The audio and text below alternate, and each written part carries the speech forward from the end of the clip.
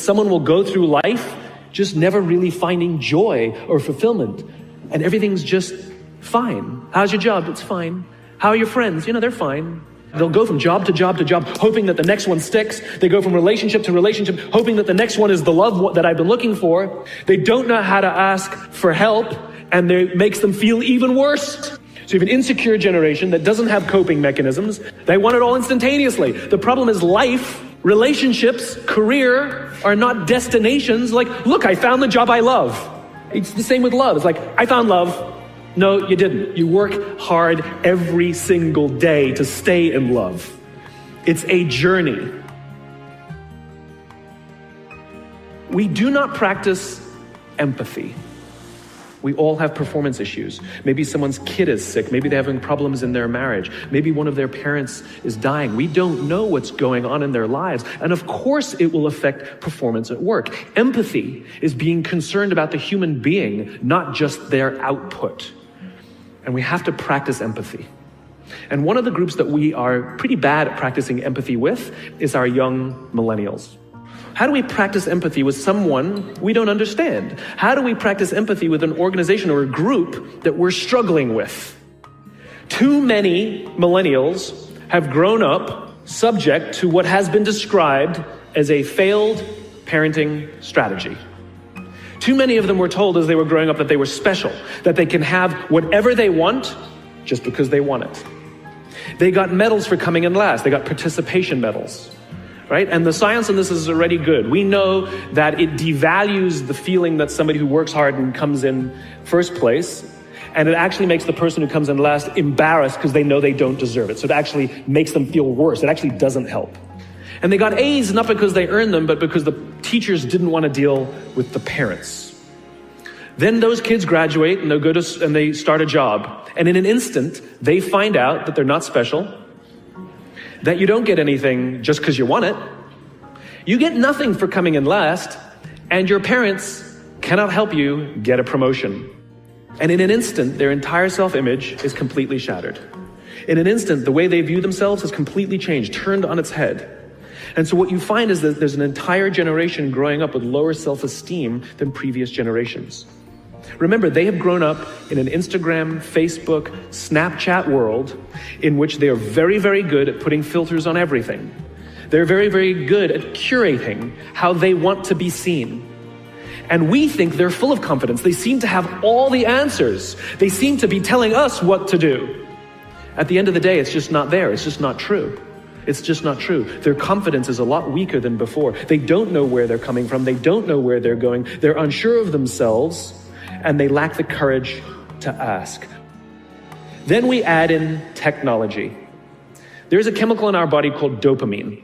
Dopamine is responsible for the feelings we get when we find something we're looking for or we accomplish something we set out to accomplish. You know that great feeling you get when you cross something off your to-do list, or when you win the game, when you hit the target, right? Win the client, get the promotion, whatever it is. Now, other substances, other things that release dopamine include alcohol, nicotine, gambling. That's what makes us feel good when we engage with those things, and it's the root of a lot of addiction. Now, we also know that dopamine is released with cell phones and social media. So that bing, buzz, flash, and beep that we get from our phones that feels so good, it releases dopamine. We like getting it. Yes, we all hate all the emails, but we love the bing, right?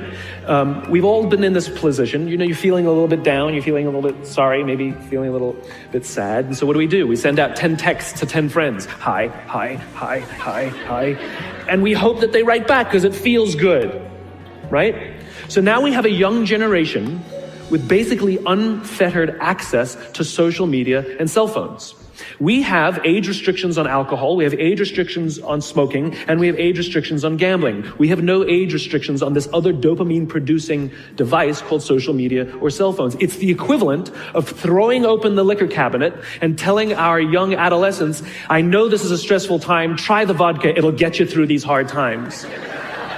That's basically what we're doing. And so what's happening is it's becoming hardwired, where our young generation isn't learning the coping skills and coping mechanisms to turn to another human being when they're struggling or stressed. They're turning to social media or their cell phones. Their self-worth sometimes becomes wrapped up in how many likes they get. They obsessively check how many likes, and actually will get depressed if they don't get any.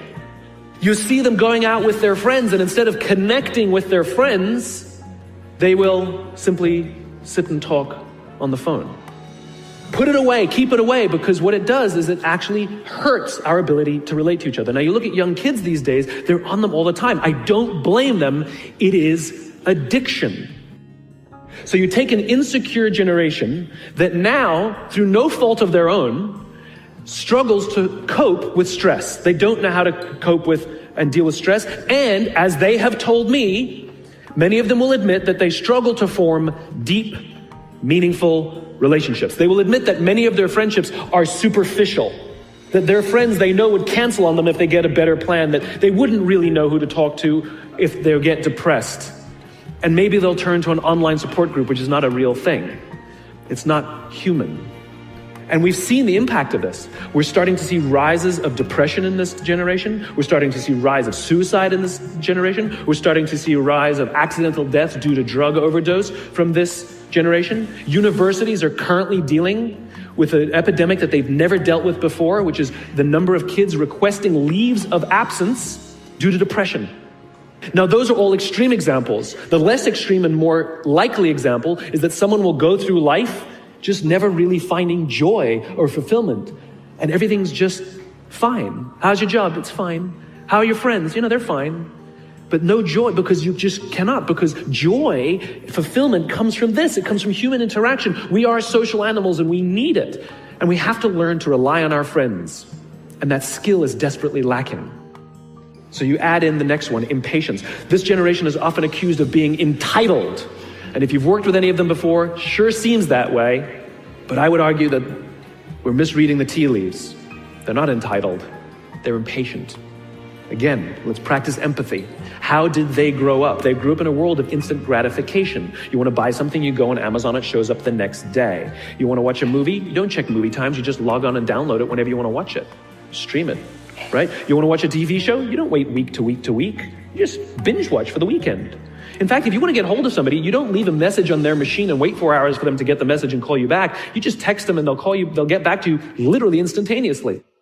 They have falsely applied the instant gratification model to life fulfillment and career fulfillment. They want it all instantaneously. The problem is life, relationships, career are not destinations like, look, I found the job I love. That's not how it works. It's not a scavenger hunt. I'm looking for the job that will bring. No, it doesn't work that way. It's a journey. It's the same with love. It's like, I found love. No, you didn't. You work hard every single day to stay in love. It's a journey. Yes, we all want to make an impact. What kind of impact? What do you want to do? How do you want to contribute to the world? This is what vision is. This is what why is. It's become generic and abstract. But the problem is they're wafting around. They'll go from job to job to job, hoping that the next one sticks. They go from relationship to relationship, hoping that the next one is the love that I've been looking for. They don't know how to ask for help, and it makes them feel even worse because they can't find the thing that they're looking for. Maybe it's me. So you have an insecure generation that doesn't have coping mechanisms, that wants everything resolved and resolved now.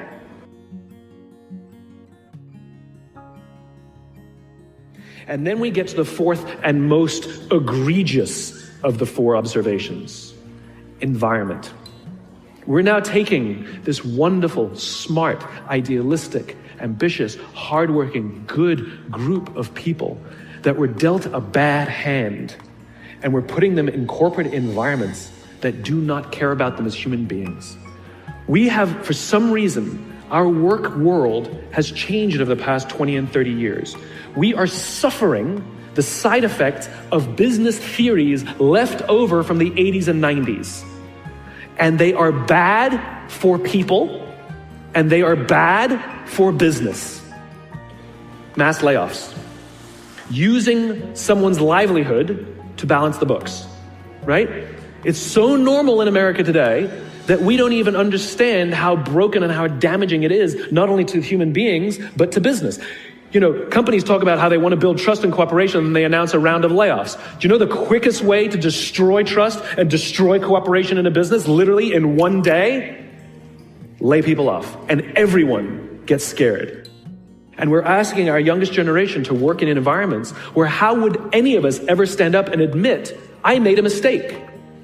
We're constantly being told, you have to be vulnerable. Leaders are vulnerable. What does that even mean? It doesn't mean you walk around crying, I'm vulnerable, right?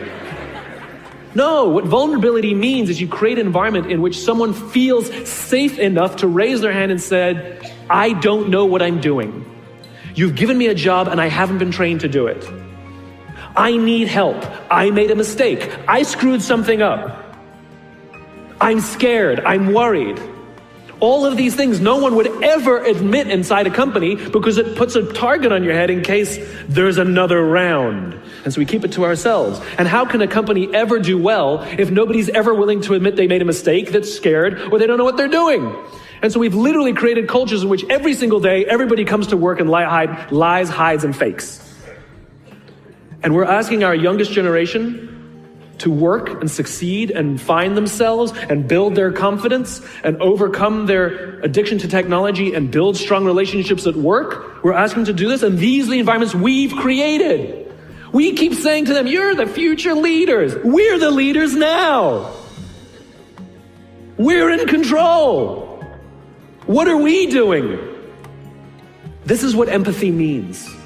It means if there's an entire generation struggling, maybe it's not them. It's like, the common factor in all my failed relationships? Me. It's not a generation. It's not them. They're not difficult or hard to understand. They're human beings like the rest of us, trying to find their way, trying to work in a place where they feel that someone cares about them as a human being. By the way, that's what we all want.